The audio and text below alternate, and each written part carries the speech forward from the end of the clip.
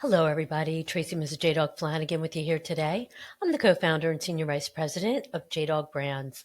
Welcome back to another exciting episode of Tactical Treasures podcast, sponsored by the JDog Foundation. Our podcast gives the military community a voice in the veteran space to share stories of service, how they continue to make a difference in civilian life, and they share with me a tactical treasure that has shaped their journey in their military career, business, or life. Today, I'm honored to speak with Amy Burton-Eaves, who was born in Denver, Colorado, into a proud military family with deep roots of service.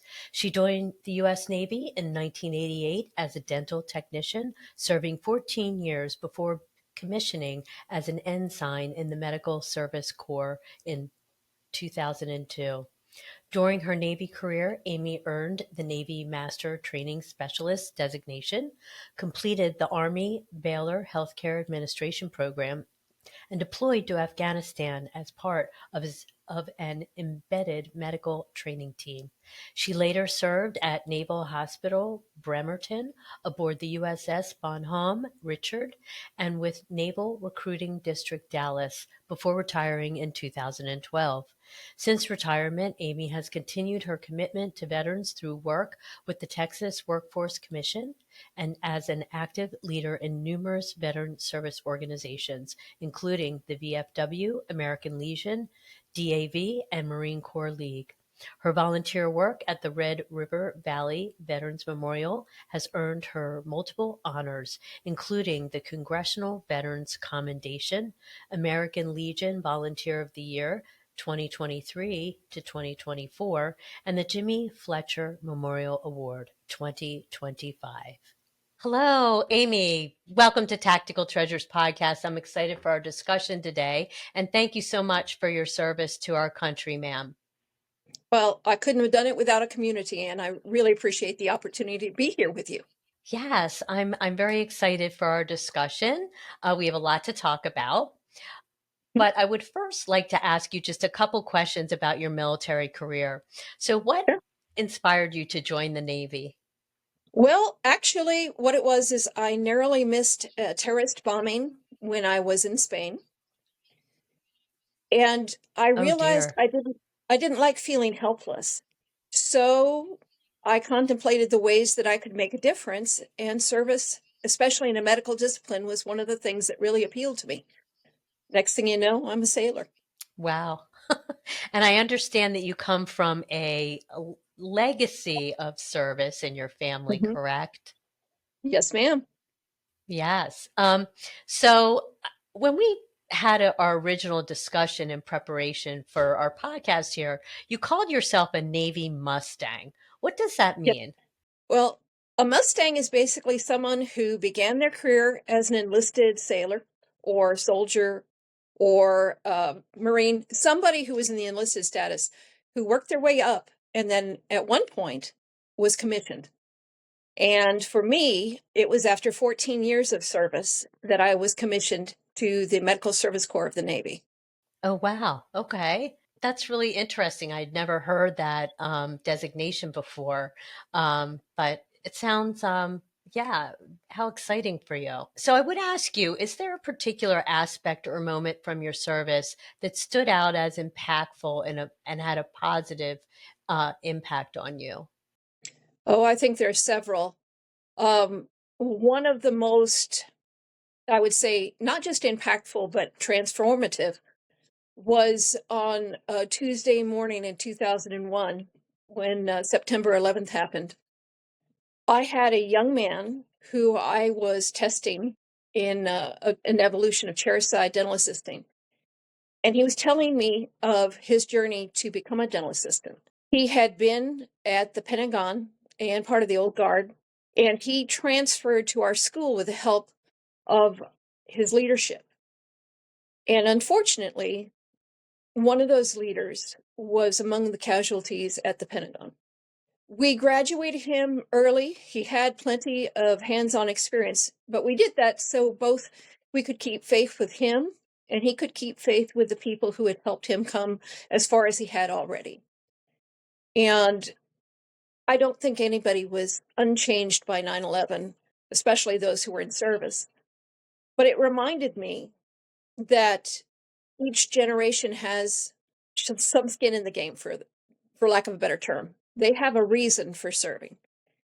And ever since then, one of the first questions I normally ask is, what's your story? How did you get here? What do you need? And I listen, because no two stories are the same. And I was thinking the other thing that probably really sticks out was I had the honor of renewing my enlistment a little bit earlier than that, with one of the Medal of Honor recipients from Iwo Jima. And he was not a Oh, very wow. tall man, but he was a giant in terms of all that he had done and all that he continued to do. And fate would have it, he ended up being the last living Medal of Honor recipient for Iwo and from World War II. And that was Woody Williams. He liked to say only his mama called him Herschel, Oh, but he oh, was an wow. inspiration as to what to do after. Wow. Wow. That's amazing. Two really great stories. I love it. After you finish your service, you continue your service after you got out, and you're a huge veteran advocate. I think you're associated Mhm, with the VFW, the American Legion. I would love to mhm, hear what yeah. you're doing now and what drives you. What drives me is, I think, the passion to help people be heard. Veterans are people above everything else, and too many times we get placed into a monolithic group, or we become somebody's set dressing, and that's not what we are at all. Mhm. I'm very, very involved. I like to say I have a joining problem. I'm in the American Legion. I have the honor of serving as the Division One for the state of Texas service officer. I am getting the chance to serve from the post level on up there. And their Be the One campaign is very important to me, because too many folks never ask how someone is doing or understand that stress doesn't always show up until it's a crisis. And that Right. program is one that allows us to reach out to people. With the VFW, I have the privilege of having been a post commander for Post 3990 in Paris, Texas, and I get to help coordinate services for them. For the disabled American veterans, I'm the senior vice commander there, and I'm also a chapter service officer, which allows me to do claims and to help people find a way to not just compensation, but recognition that their lives changed with service. I'm also part of the Military Officers Association of America and IAVA, because I am an Afghan vet, and I'm a huge supporter of the GI Forum, among others, because when we come together, that's when we build synergy, and that's when we can truly make a change, both individually and collectively. Yes, yes. Wow, I see you have a joining problem, but that's good. It's a good problem to have, I Yeah, think. um, absolutely. so you're also associated with the Red River Valley Memorial. I would love for you to talk to me a little bit Yes. about their mission and the work that you do there. Mhm. Well, and honestly, this kind of overlaps with some of the other things. The Red River Valley Veterans Memorial, that's a mouthful, by the way, began with a vision of having a place to honor the service of generations of veterans. It was a gentleman by the name of Doug Weiberg who was the founder. I came along a little bit later. And they have built a monument that continues to grow and to develop. Not only do they remember every major conflict, pretty much since the Texas Revolution, but they honor the fallen of 5 different counties in our area, 4 from Texas and 1 from Oklahoma. They also, as the walkways, it's the names of veterans who have served. You'll notice there's no rank, there's no special designation. It's because everyone's service is what preserves our freedom. And I had been working for the state of Texas previously. I was a vocational rehab counselor. And when COVID happened, I realized there were a lot of barriers to helping people, and I didn't want to erect any more of them. And I ended up leaving my position with the state and coming to volunteer for the memorial. And in so doing, I was able to start working weekends and days that people wouldn't otherwise have available and do claims through my position at the DAV. Oh, wow. And whereas before we might have one person in a week, suddenly we had 10 people in a morning. Wow, that's And great. the first time I was able to help 100%er, there's no better feeling. Hello, viewers and listeners. The JDog Foundation is a 501c3 nonprofit whose mission is to prevent veteran suicide and heal veterans' mental health and PTS. 100% of all proceeds goes directly to the organizations we are partnered with.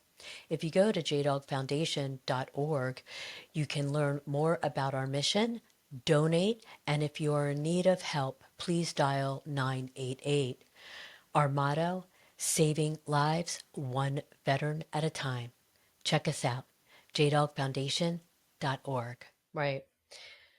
That's really awesome work that you're doing there. And I love the fact that there's no designation of rank. I love that because it is all inclusive. All have served whatever role they're given to serve in. I love that philosophy.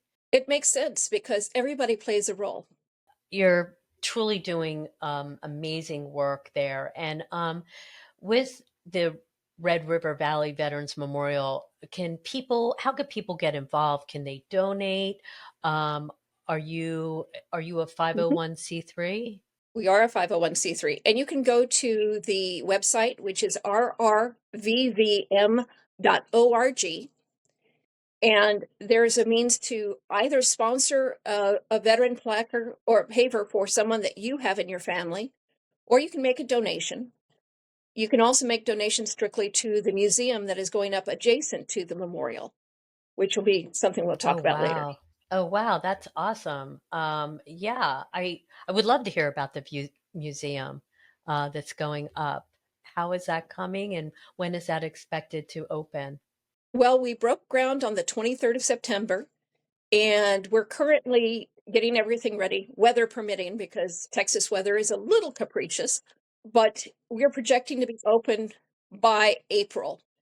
And hopefully, it will become much more than a place to remember. It'll be a place for veterans to gather because it'll become a place where the veterans groups that don't have a building of their own can utilize for meetings. But we're also going to be commemorating the service of so many of the people from our area. And as part of the Veteran History Project, which is a Library of Congress project, we hope to capture in their own voice uh, their story so that it can be available not just to people who are able to visit the museum locally, but it will be captured and can be shared with children and adults all over, not just the country, but the world. Oh, wow. I love that. That's amazing. That's amazing. And I hope you meet your goal of opening next April. Sounds like an amazing project that you're doing there. Amy, this has been wonderful, all this information. And I love hearing the stories of everything that you're involved with. I think it's just amazing. Although we have come to that time in the podcast, since we are tactical treasures, that I have to ask you, what is your tactical treasure? What is something that has helped you in your journey in the military or in your life? Well, and I would say it's in both.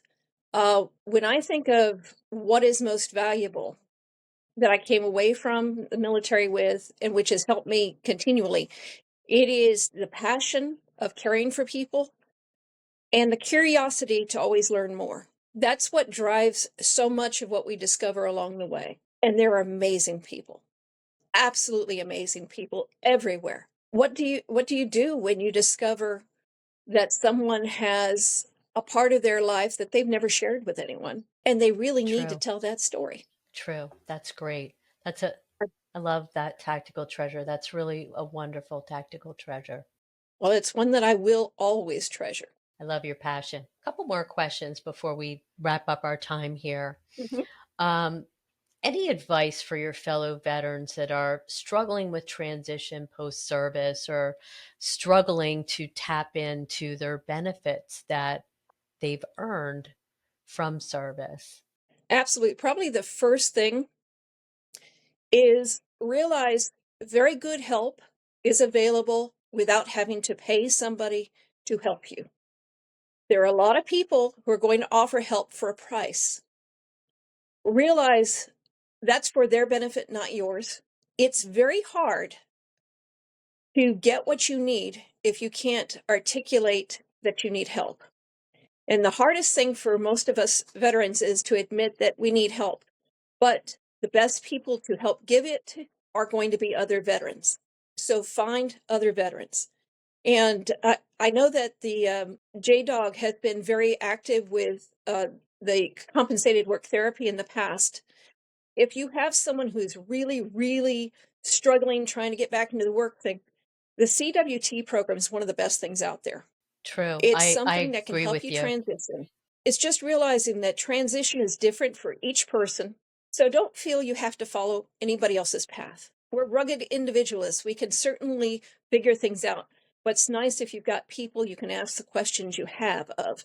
So find veterans groups.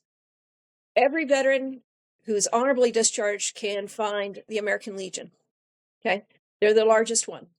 If you have a disability that you believe is affiliated with your service, go to the DAV. If you served in a war zone, the VFW.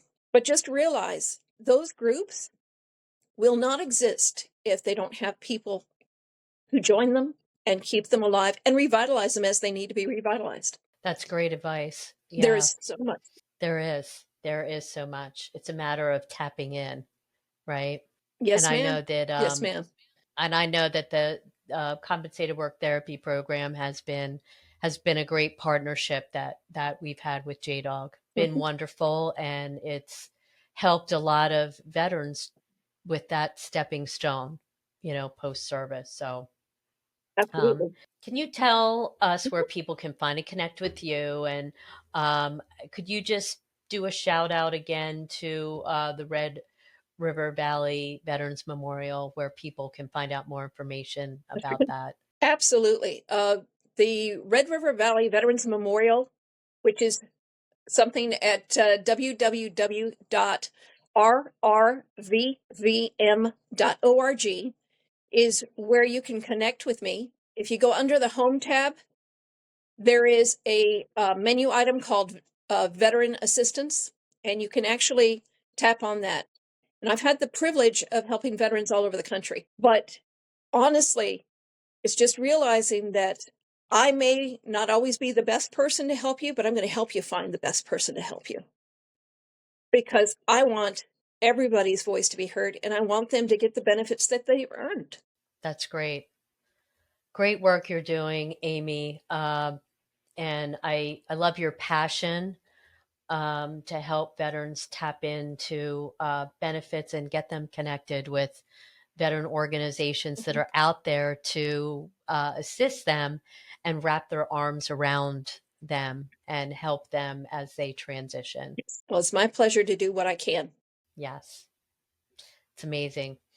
Um, this has been wonderful. Amy, thank you so much for your time today. And thank you so much for everything that you're doing in the veteran community. I'm sure you are having an amazing impact. I feel very humbled and very honored to do what I can. And thank you for allowing me to reach out and perhaps touch an additional life or two. You're welcome. Thank you so much. Hello, viewers and listeners. Thank you so much for tuning into this episode of Tactical Treasures Podcast. We've just finished a very amazing conversation with Amy Burton-Eaves, who was a Navy veteran, having served from 1988 and retiring in 2012. And she has continued her commitment to veterans through work with the Texas Workforce Commission and an active leader in numerous veteran service organizations, including the VFW, American Legion, DAV, and Marine Corps League. Part of her volunteer work continues with the Red River Valley Veterans Memorial Museum, which is a 501c3 and is listed as Platinum Seal of Transparency on the GuideStar website as a nonprofit. It honors all veterans no matter where they are, from as long as they served in our military or on current active duty. They also have a disabled American veteran certified district service officer volunteer that works to assist veterans and family members with referrals for help to veteran assistance programs. They also assist veterans in need of help in navigating the VA system and in filing medical claims and benefits. The memorial is a place for reflection, remembrance, gratitude, and a place to educate present and future generations of the sacrifices made by members of their own family and their community to secure the freedoms we all enjoy. The Red River Valley Veterans Memorial Museum, which is in progress of being erected and hopefully will be done in April of 2026, also will host several events each year to celebrate patriotism and will participate in several parades. All of the board members and staff are volunteers. To find out more information and follow the construction of the museum, go to rrvvm.org. If you want to reach out to Amy and have her assist you with some VA medical claims and benefits or resources, you can go to the Home tab on the Red River Valley Veterans Memorial website and click on Veterans Assistance, and you will get to her, and she will be able to help you or send you to resources that can help. Again, thanks for tuning in. Don't forget, you can find Tactical Treasures podcast on all your favorite podcast platforms, American Grit, and our website, tacticaltreasurespodcast.com, as well as our dedicated YouTube channel. We are now airing on Reach Across America Radio on Wednesdays at 5 p.m. Eastern. And if you miss that, be sure to catch the encore on Saturday at 10 a.m. Eastern. You can also find Reach Across America Radio on the iHeartRadio app, the Odyssey app, and the TuneIn app. We are also proud to share that our JDog Foundation is a Reach Across America sponsorship group. For each $17 Veterans Wreath you sponsor, $5 goes directly back to the JDog Foundation, whose mission is to prevent veteran suicide and heal veterans' mental health and PTSD. You can donate right now at reachacrossamericaradio.org/JDog. Again, thanks for joining us, and we'll see you again on another podcast real soon. Bye-bye now.